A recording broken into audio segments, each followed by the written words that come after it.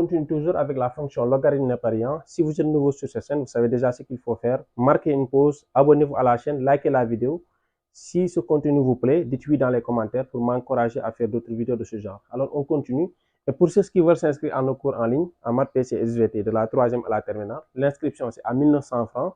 Maths PC SVT, vous avez 6 heures de cours par semaine et vous n'avez qu'à me contacter sur WhatsApp sur le numéro 77 465 32 33. Donc aujourd'hui, on va voir l'étude de la fonction ln, n'est-ce pas? Si vous n'avez pas encore vu les épisodes précédents, je vous ai mis tous les liens dans la barre de description. Cliquez, vous verrez toutes les vidéos, n'est-ce pas, des épisodes précédents.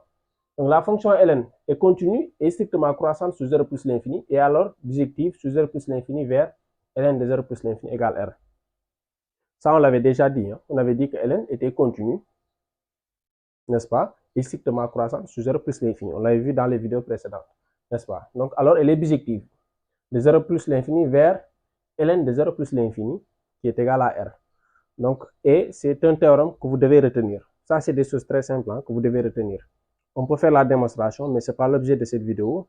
Je vais juste vous donner l'essentiel de ce que vous devez savoir pour pouvoir comprendre le chapitre portant sur les logarithmes népériens. Le théorème nous dit que la limite en 0 plus, n'oubliez pas que la fonction ln, elle est définie sur 0 plus l'infini.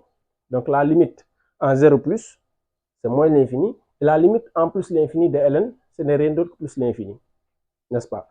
Donc ça veut dire que ln de 0 plus l'infini, l'image de cet intervalle par la fonction ln, ce n'est rien d'autre que moins l'infini plus l'infini. En d'autres termes, c'est r. Vous voyez, là, donc ça c'est un théorème. On peut le prouver, mais on le fera peut-être en exercice.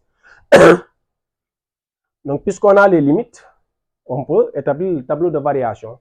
Donc ici, f de x, ce n'est rien d'autre que ln de x. Donc f' de x, on avait dit que si vous dérivez la fonction ln, vous obtenez 1 sur x. Or, 1 sur x est positif sur l'intervalle 0 plus l'infini. Si on est sur l'intervalle 0 plus l'infini, donc la dérivée, elle est positive. Puisque la dérivée, elle est positive, alors la fonction, elle est croissante. Vous voyez, la limite en plus l'infini, c'est plus l'infini, et en 0 plus, c'est moins l'infini.